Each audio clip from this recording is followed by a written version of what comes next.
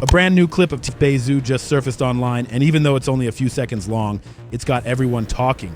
The short video seems to reveal more than anyone expected, sparking wild rumors that Bayzoo might have actually seen the people following him before that tragic moment.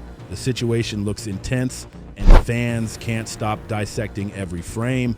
According to what's being said about the viral footage, the group in question appeared to be waiting around for Bayzoo before rushing in his direction.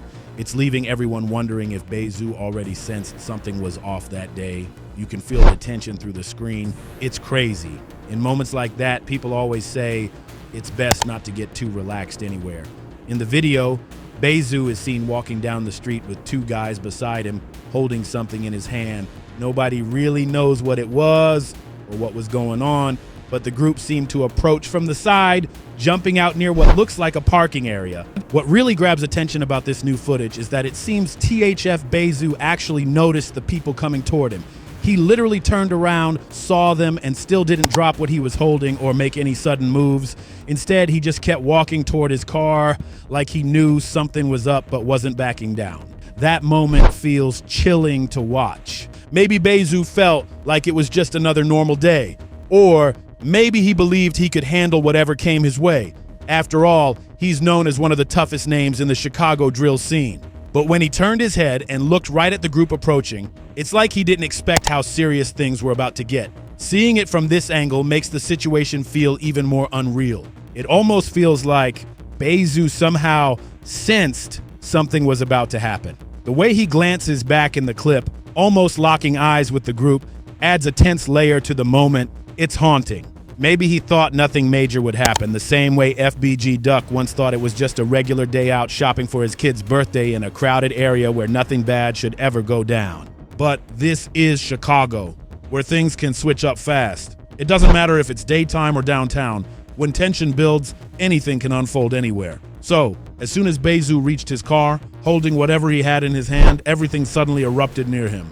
In the footage, THF Bayzoo and the people with him all had their heads down, minding their own business. Some were loading stuff into the car, while others were glued to their phones. They seemed so distracted that the group approaching managed to walk right up without anyone noticing. Nobody looked up, and no one reacted until things suddenly exploded into chaos just a few feet away. It's shocking to see.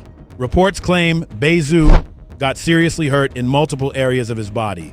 And with injuries that bad, it was clear things took a devastating turn fast. But what made everything even more unbelievable was what reportedly happened only hours later. One of the same people suspected to be involved, still wearing the exact same clothes seen in the clip, allegedly went live on social media with another person right beside him. During the live stream, he was calling someone out and showing off a pile of cash, which viewers online immediately started linking to the rumors of a supposed payout. People online went wild, saying it looked like the bounty that had been talked about in connection to Bayzoo's name. The timing of that live left everyone stunned. It felt like a straight-up location reveal because in the first clip, you can clearly see Bayzoo standing right there with his crew. At first, a lot of people thought the footage was fake, but once it was confirmed to be real, everyone started asking the same question. How did this even happen? The truth is, those people were already there before anything went down. They were sitting back, watching. Stop posting man on my shit. Man. Where you at? I'm on my way. I'm on my way. I'm a leader. I've been running up this paper. I don't be there. Think I'm cheating. I'm a soldier. Can't go home until this mission get complete. You know I love you. How you coming? Hey, get some woods out of here. I'm on my way, sir. And waiting for the perfect moment to make a move. The news outlets got it all twisted. This wasn't some random run-in or surprise situation. Once that car pulled up, everything was already set in motion. The moment they stepped out, the whole thing was already decided. It's chilling to even think about. From what's being said, these individuals knew exactly what they were coming for. This wasn't some spur-of-the-moment thing. It was planned out long before it happened. And even though THF Bayzoo reportedly had protection on him, both of his hands were full at that exact time, meaning there was no real way for him to react or defend himself. Everything unfolded in seconds. It was just too quick for anyone to process. When the news first hit the internet, it went completely viral. Fans were shocked, confused, and trying to piece everything together. Social media was flooded with tributes from those close to Bayzoo, with many showing love and sharing their memories of him. His friends were clearly heartbroken, expressing how unfair and unreal it all felt.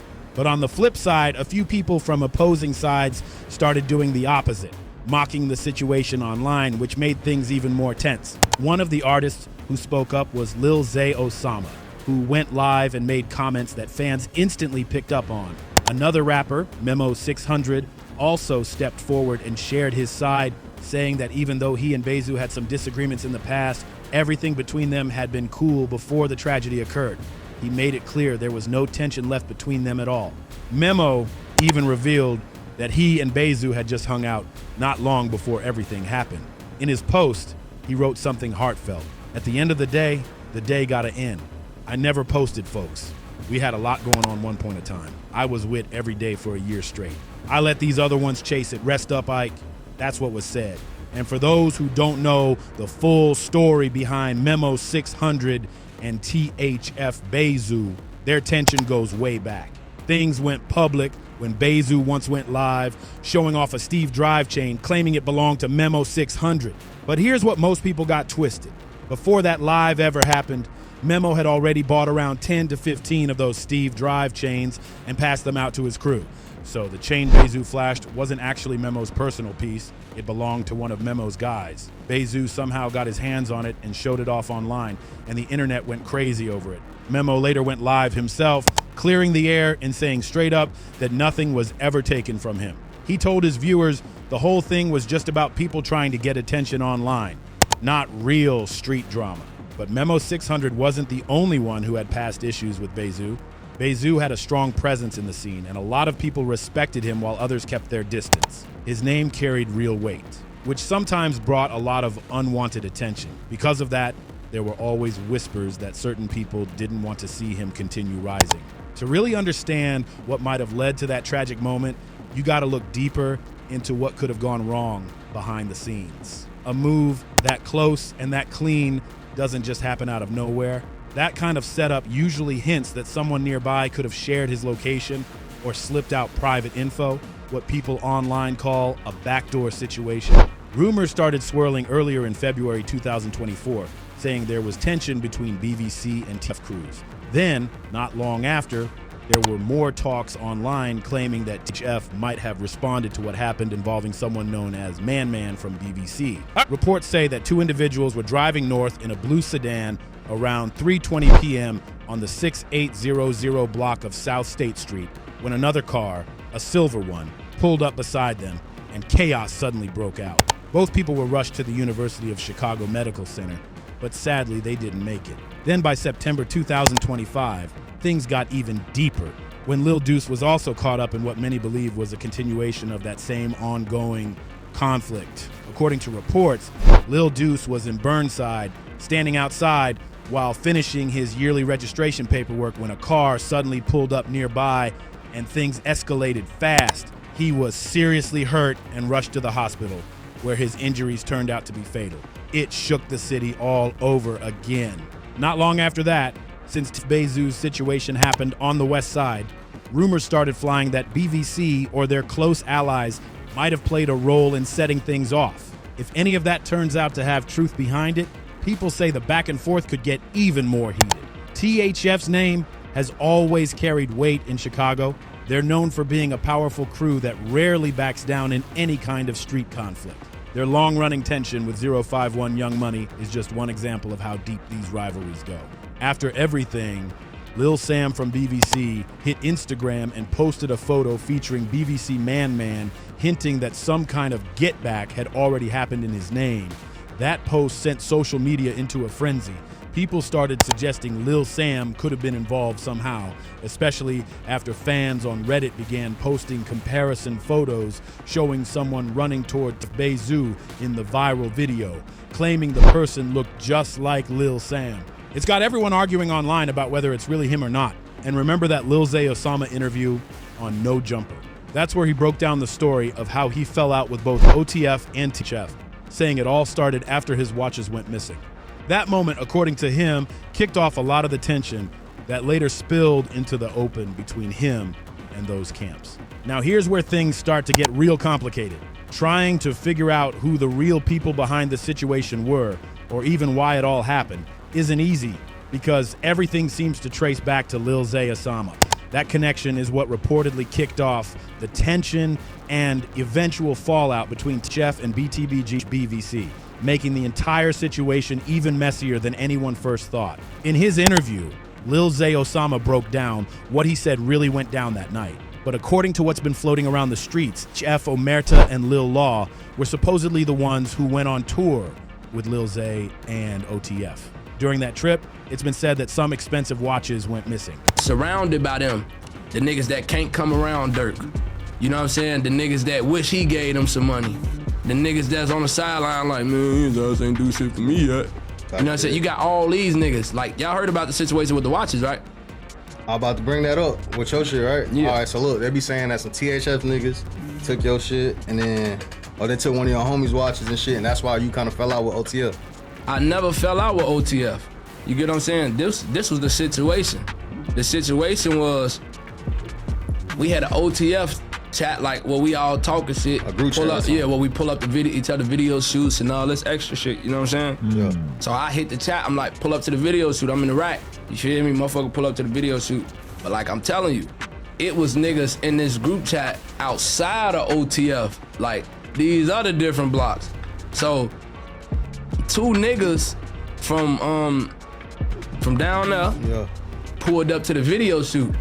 I never had no problem with them, no bad vibes with them. So you know, they come to the video shoot, we kicking it. Video shoot over, I leave. I go to my hotel room. Mind you, I get off the liquor, I'm drunk as now. You feel me? I'm in the hotel room, I go in the room, I fall asleep. I always take my watches off and put it on the table because I be sleeping like this, or, you know, I use my hands to sleep, you feel me? So I took my watches off, both of them, and put them on the front room table. You feel me? I wake up the next morning, bro, like 7 in the morning, bro. And those same guys were accused of taking them. Later, they even joked about it online, which reportedly made Lil Zay furious and turned the friendship into real tension between him and OTF. Lil Zay took to his Instagram stories to vent and made a post that said, "Stop running around this place like y'all upped on me or robbed me. Stole 2 watches out the hotel while I was asleep. Y'all gonna sell that stuff, go back broke, and need smirk again. Folks ain't got nothing for y'all. We lay bail on this. Ain't nobody gone. Stop it." He didn't stop there, he added. You stole the watches, merged on every dead from your hood. Y'all ain't steal it. I'll upload the messages. You can't keep it gangster. Y'all know what's up. Not long after that, one of Lil Zay's close affiliates posted a picture with the caption, "Here go another BAP rapper. They can't be stopped. Ain't nothing get took." That post only made things worse. What started as a situation over a few missing watches quickly spiraled into something way bigger, creating serious tension between some of Chicago's most recognized crews. Things took a wild turn after that. People online started posting captions like, "Now it's wild everywhere. Free the biggest." Then one of the guys allegedly connected to the missing watches clapped back online, saying they were still around and not hiding.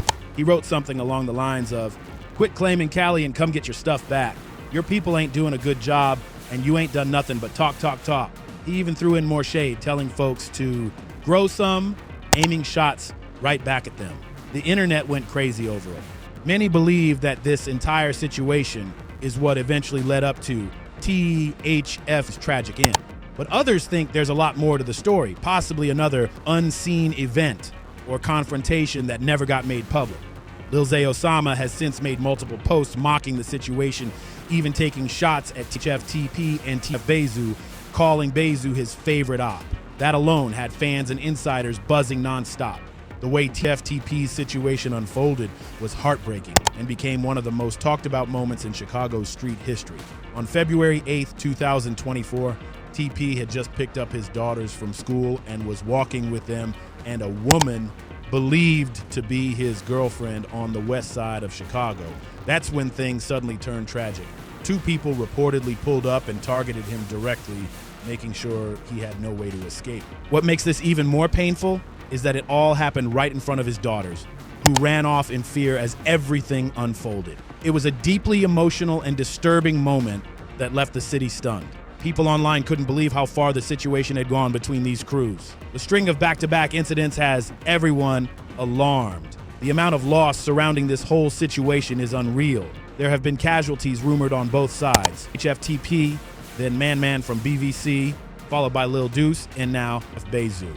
None of these names were small, and each loss has only made the tension between the groups rise even higher. Now that Bayzoo, one of THF's top figures, is gone, the atmosphere in the city feels heavy and unpredictable. Both camps seem to be digging their heels in with no sign of letting up. The streets are buzzing, and people are watching every move to see how far this situation might go, or if it'll ever truly calm down. Right now, social media is filled with non-stop dissing and subliminals flying across Instagram and Twitter. But just because people talk online doesn't always mean it tells the full story. Still, in Chicago, that kind of online back and forth often gives clues about what's really happening behind the scenes. Some believe 051 Young Money might have had something to do with the situation, though nothing has been officially confirmed. The most viral rumors, however, keep circling back to BBC, suggesting they may have been connected somehow. So far, two names keep getting mentioned in connection to Bayzoo's passing: Mobu Crump from Snowblock and Big A from 051 Young Money. Both are known names in the city, especially Mobu Crump, who's been a controversial figure for years. He became known for his public rivalries and for calling out OTF Nuki online. Nuki, who was affiliated with OTF, sadly lost his life back in 2014, a moment that reportedly hit Lil Durk and those close to him hard. Mobu Crump was known for stirring up controversy, and he didn't hold back when it came to disrespecting OTF Nuki's passing. He openly mocked the situation and even taunted members of the OTF crew online, showing no sign of remorse. When asked in a video why he said those things, Crump explained that he only did it because, according to him, Nuki had once threatened his life while he was still around. His response shocked a lot of people, but it gave insight into just how deep the tension ran between those camps. Then came May 24th, 2018, the night that changed everything for Crump. Reports say he was outside on the 6,800 block of South Morgan Street on Chicago's South Side, chilling with friends and enjoying the night like any normal get-together. Just hours earlier, around 1 a.m., he had even posted a picture on Instagram showing himself having a good time with one of his homies. Nobody knew that would be his final post. Not long after, a car reportedly passed by the area, and that's when the tragic incident happened. Crump didn't make it through, and news of what occurred spread fast through the city. Then there's Big A. Nobody don't give a fuck about that shit, nigga. It's getting money. You mad cause you broke. I'm broke. You can't go around and shop like how we do. You can't do that. I'm fucked up. I know you fucked up. So why you gotta hate on another black? But Nooski dead, so why you tripping? But why do you gotta hate on another black man? Why you just can't give in? Nooski told me he was going. Look, I'm gonna tell you. Look, you wanna know why I say Nooski name all the time? Cause Nooski told me he was gonna kill me, bro. So then it was funny to me when he got clapped. Another well-known figure who had long-standing issues with THF 46. The history between them runs deep. Later on, Big A's brother, Rio, also from 051 Young Money, allegedly spoke with authorities and mentioned that Bayzoo had reached out and claimed responsibility for a certain situation. However, that claim has never been officially confirmed. It's one of those rumors that continues to circulate online but hasn't been verified by any credible source. Retaliation came fast after that. Melly from 051 Young Money was reportedly linked to the passing of Raheem, who was THF Bayzoo's stepson and also part of Raheem's real name was Raheem Damron, and his story is one of the most heartbreaking in this whole cycle of street tension. He became another young life lost in the long-running conflict between THF and 051 Young Money. Raheem was only 15 years old when his life was tragically cut short. He looked up to Bayzoo like a big brother and mentor, especially since Bayzoo had been in a relationship with Raheem's mother. Under Bayzoo's influence, Raheem got drawn deeper into the street life of Chicago. He wanted to follow in the same footsteps as the people he respected most, which put him right in the middle of dangerous territory.